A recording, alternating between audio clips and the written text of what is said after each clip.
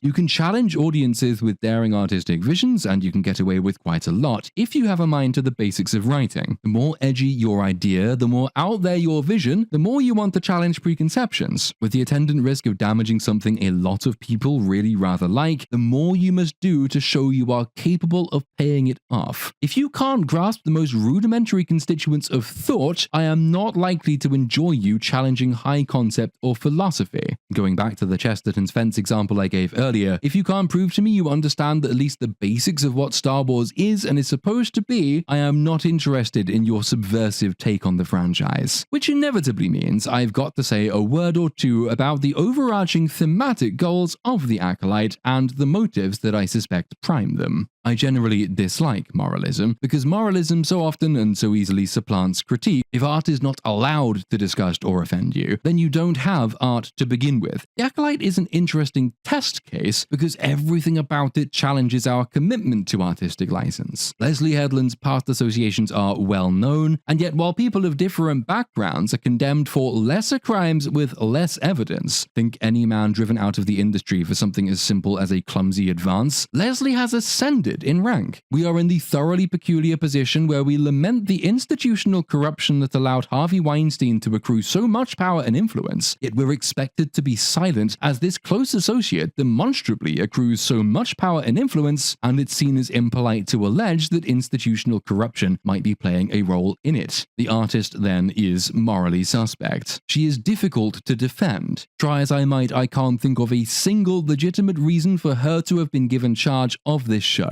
And what of the show itself? Well, here we have something that not only portrays the triumph of evil, but that registers that as a triumph, i.e. something that should have happened, not something we should clearly regret happening. There is a fundamental difference in tone, in style, and in approach between the Star Wars prequels, which sought to portray the downfall of the Jedi as an explicable tragedy, and the Acolyte, which seems at least ambivalent about the moral entailments of its story, and which gives the strong impression it is quite happy with how things turn out.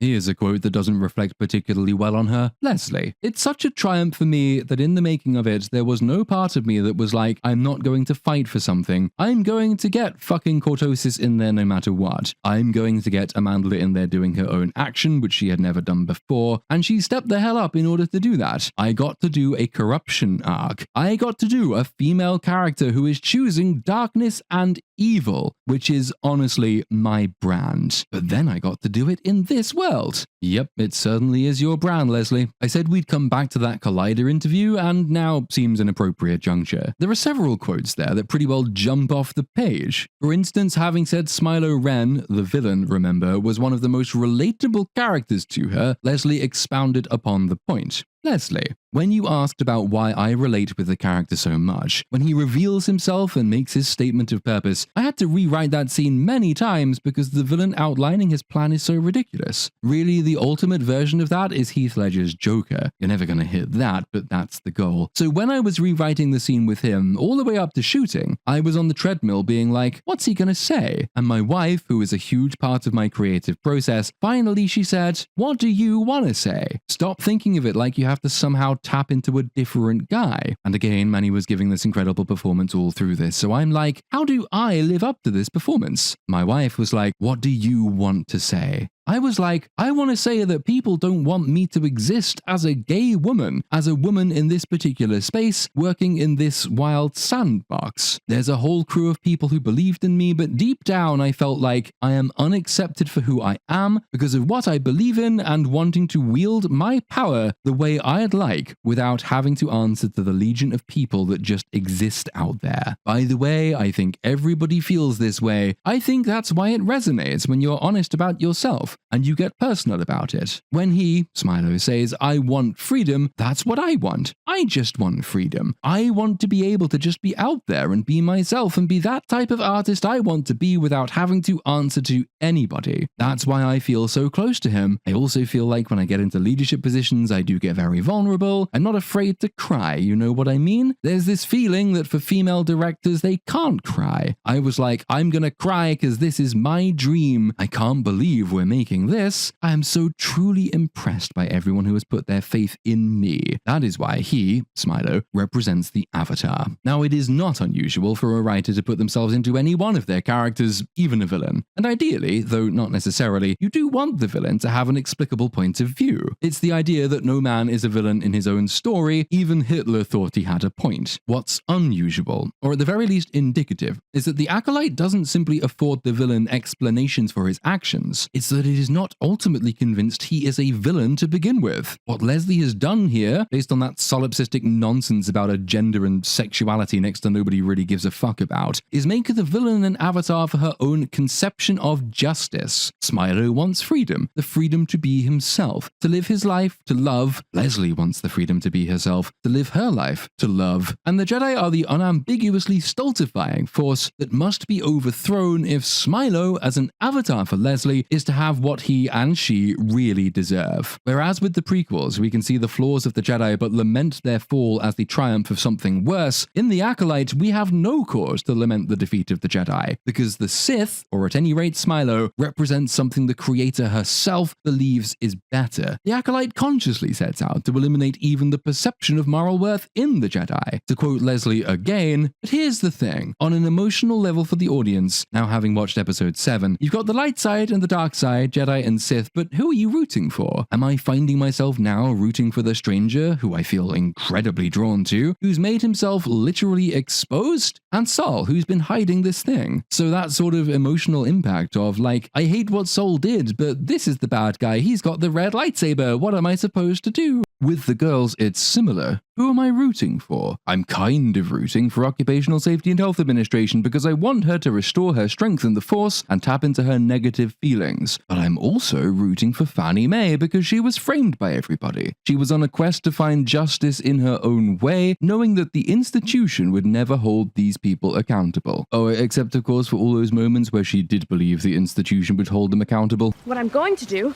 is surrender myself to Kelnaka, and then turn myself into the Jedi. Hello, is anybody there? Can you hear me? Identify yourself. My name is...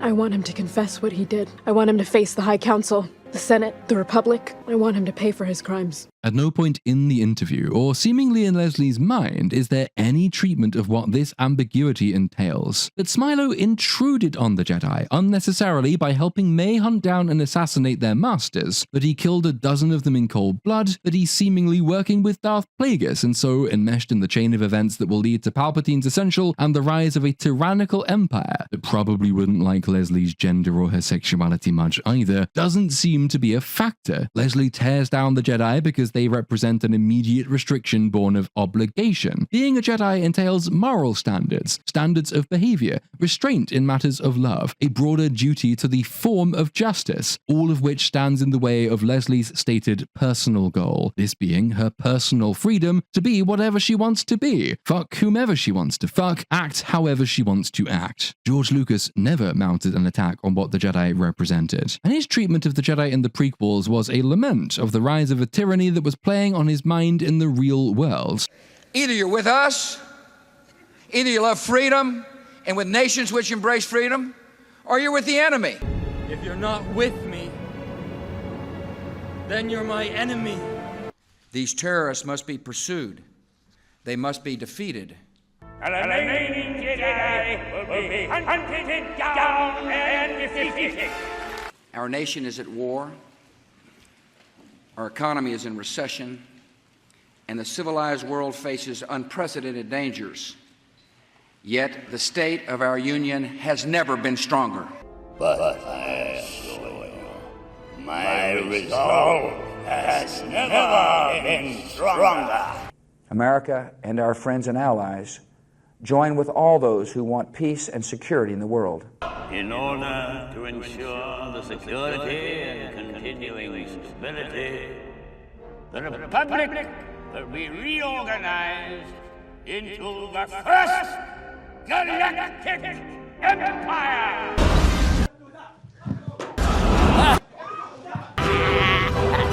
The original arc concludes redemptively. Luke doesn't need to abandon the Jedi to achieve personal growth. Luke's personal growth is in the realization that he is a Jedi, that a hero is not defined by his pursuit of maximal freedom for himself, but by what he is prepared to sacrifice for a higher cause and duty. There are parallels, as there are obviously supposed to be, between the critiques of the Jedi Order as an institution in the prequels and in the Acolyte. And in the name of balance, I will quote Leslie now making this exact point, because it's by far the most defensible point that she has. Question: I really appreciated the fact that he, Senator Rayencourt, is like, you think you're a religion, and Green Bean's so quick to be like, we're not a religion, but I've always viewed the Jedi as a religion. And then I've evolved from my childhood to now. The deconstruction of the Jedi has fit so perfectly into the deconstruction of religion as well. So this scene was truly the moment of everything I've been waiting for someone to call the Jedi out on. Leslie: I'm so glad you feel that way. I'm so proud of it. I feel like we accomplished it. That scene was obviously cooking in my brain for a long time, figuring out how to really succinctly put the concern around the Jedi, but also how the Jedi are going to slowly get sucked into having to acquiesce to political issues. Because again, to protect the Jedi, Green Bean's going to have to play both sides, and that's what ends up happening. It is the acquiescence to politics that motivates what passes for Green Bean's arc in this show, with Headland explaining, and I'll have to take her word for this because I have too much taste to read the High Republic comics, that Green Bean has gone from the optimistic, independent-minded, adventurous type to essentially corporate man. Someone whose want to protect an institution undermines the moral worth of that someone and that institution. This is a fair and interesting thematic inquiry, and it does broadly map onto what Star Wars used to be. The prequels gave us a noble order first tricked, then trapped, then overthrown, because the institution and its faith in its own rightness had become so rigid that it shattered under pressure. Obi-Wan rightly laments the loss of the Order in the original trilogy, but neither he nor Yoda control Luke's fate in the way the Jedi once tried to control Anakin's rise. And Luke's ultimate victory is a personal, not an institutional one. His attachment to his father is, if anything, more important to his triumph than his faith in the Force or in Jedi teachings about the Force. We will come back to whether there's still a point to critiquing the old Jedi Order as an institution, but having been fair to Leslie by including her most defensible point, accuracy demands that I stress Leslie does not confine herself to criticism of the institution. As above, so below. The ideal of the Jedi is targeted by the Acolyte in a way the Lucas era never envisioned. Not only do the villains represent the creator's conception of the right, but villainous actions represent the creator's conception of the right, such that we who cling to old-fashioned moral statements like murder is bad might find her next bit of explanation confusing. The Collider interviewer is on board with all of this, by the way, so I'll begin with the question once again. Question: what's so interesting about that moment where Occupational Safety and Health Administration kills Squid Game is how much is conveyed even while he's choking on his words. Also, and maybe this was my impression of it, but my first thought was, he doesn't even give her the agency to make this choice herself, because he's accepting his fate. It just adds so much more insult to injury. You can't even let her get a satisfactory kill because you're like, it's okay, it's so good. Leslie: we also knew that it was also going to be the betrayal of the father, and I knew we had to juxtapose Luke's forgiveness and Vader's redemption. We're like, this is a story about the Sith, so that's not gonna happen. You're absolutely right. There's this thing that's called benign sexism, and part of it is this paternal protectionism. It seems like this good thing, but like you said, there's this, I have to protect you from everything, I have to make sure you're okay, I have to tell you what track to get on, and then once you're on that track, I need to support you. Ultimately, what happens is, again, this is a father-daughter relationship, as women evolve in their lives and develop their own personalities separate from their fathers, at some point they have to reject that protectionism. Again, I'm so proud of it. I have so many favorite moments in the show. I have like 100, and I'm very happy to go through all of them right now. One of my favorite moments is when he says, I did everything because I love, he's going to say, I love you. And not only is that the level of attachment that an unbalanced Jedi would have, he's very clearly losing it in the last half of the season, but that's also the justification for that kind of behavior between the father and the daughter. The daughter has to surpass him in some way. She cannot stay a little girl or an adolescent or a young adult. She has to, at some point, say, I reject what you've told me. I need to make you proud to follow in your footsteps. She has to do that. I do think when he says it's okay, I think you're right. He is imposing on her agency at that point. But I do think in a weird way she needed it. She needed his acceptance, not his approval, but his acceptance of his fate, I think is what gives her that energy to do the final fist clench. Leslie explicitly frames this in contradistinction to Luke's arc with Vader, but not in moral contradistinction. It's not actually clear she understands the moral quality of Luke and Vader's story. She seems to view it as a mechanical thing that it would be merely fun to invert. Everything about the above explanation would lead you to think that Occupational Safety and Health Administration killing Squid Game is as moral in its own way, as necessary as Luke saving Vader, having cast Squid Game as the father figure, and moreover one who betrays his daughter by rescuing her from evil witches. Occupational Safety and Health Administration murdering her father is portrayed as a righteous victory over benign sexism, a necessary step to a woman becoming her full self, freed from protective patriarchy. Precisely one half of this is typical. I pointed out in a Little Mermaid video, however long ago that was, that the difference between a hero's and a heroine's journey does seem to be that while the hero must gain and improve his worth, the heroine must simply hold out long enough for everyone to recognize the worth she already has. The animated Little Mermaid is a good example of this difference. It's this benign sexism, to use Headland's formulation, that leads Ariel's father to smother her in his protective patriarchal arms, which forces her to take rash action.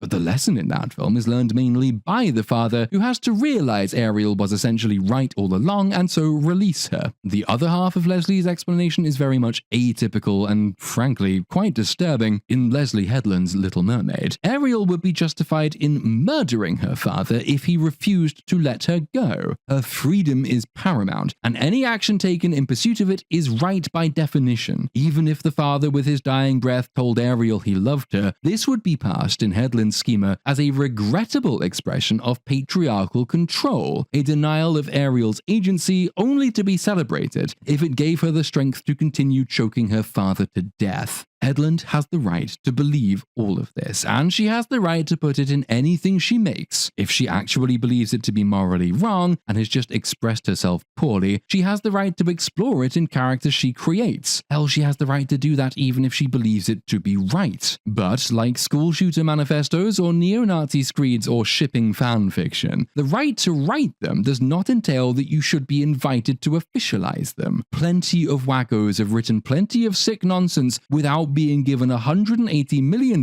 by Disney and the Lucasfilm logo to slap on them. To be clear, I am not saying that The Acolyte is not a Star Wars story. I'm saying the fact The Acolyte is a Star Wars story is a bad thing and much to be regretted. It is a profound mistake to have commissioned this show. Leslie Headland has climbed somewhere near the apogee of deconstruction. We are not seeing the tragedy of bad people winning, as with the Star Wars prequels, and we're not taking an honest look at the bad things good people must sometimes do in service of a just goal, as in Andor. No, we're rounding off a show in which at the very least the distinction between good and evil has been abolished, and one which I rather think gives the moral imprimatur to evil itself. This leaves the sane audience with absolutely nothing and absolutely no body to root for. People like Headland and that Collider interviewer might be thrilled to live out their perverse idea of freedom through a Sith, but the kind of people who grew up with the moral presumptions that once defined Star Wars, that there is indeed good and evil, that freedom means nothing without duty, that attachments to others often supersede attachments to the self, find no such enjoyment in it. I am someone with at least some variants of diversity overlapping with Leslie's. I've always felt distinctly more welcome in a universalist franchise than Star Wars than in any work that tells me what it means to be gay, or what I could get away with were I to decide to be a woman tomorrow. Like most people, I think I'd find more fulfillment in saving my father than I would in killing him. Like most people, I am most moved by stories that require me to look up rather than live down. Like most people, I think the difference between right and wrong, between heroes and villains, is both clear and important, and like most people, I am getting rather sick of the fact that major entertainment companies champion the few people for whom none of the above is true. Now, I was going to close by saying something pithy, like, nowadays there's nothing bold or daring about deconstruction. The courageous thing would be to pitch a story in which the Jedi were unashamedly good. But as I was writing it, I thought it sounded vaguely familiar, and then I remembered why, and where it's from. So instead of me doing it, here's George Orwell in his tragically unfinished review of The Lovely Brideshead Revisited. And I quote, "Within the last few decades, in countries like Britain or the United States, the literary intelligentsia has grown large enough to constitute a world in itself. One important result of this is that the opinions which a writer feels frightened of expressing are not those which are disapproved of by society as a whole. To a great extent, what is still loosely thought of as heterodoxy has become orthodoxy. It is nonsense to pretend, for instance, that at this date there is something daring and original in proclaiming yourself an anarchist, an atheist, a pacifist, etc. The daring thing, or at any rate the unfashionable thing, is to believe in God or to approve of the capitalist system. In 1895, when Oscar Wilde was jailed, it must have needed very considerable moral courage to defend homosexuality. Today, it would need no courage at all. Today, the equivalent action would be, perhaps, to defend anti-Semitism. But this example that I've chosen immediately reminds one of something else, namely that one cannot judge the value of an opinion simply by the amount of courage that is required in holding it. As so often with Orwell, it seems to me that all that is strikingly relevant today, even the last bit, which is why I've held off treating with the morals of the Acolyte until now. They are notable, and they are depressing, if not faintly terrifying. But the really depressing and terrifying thing is that people could spend $180 million on something they thought was so courageous and so good, but that is in every aspect from the technical to the moral so very, very bad.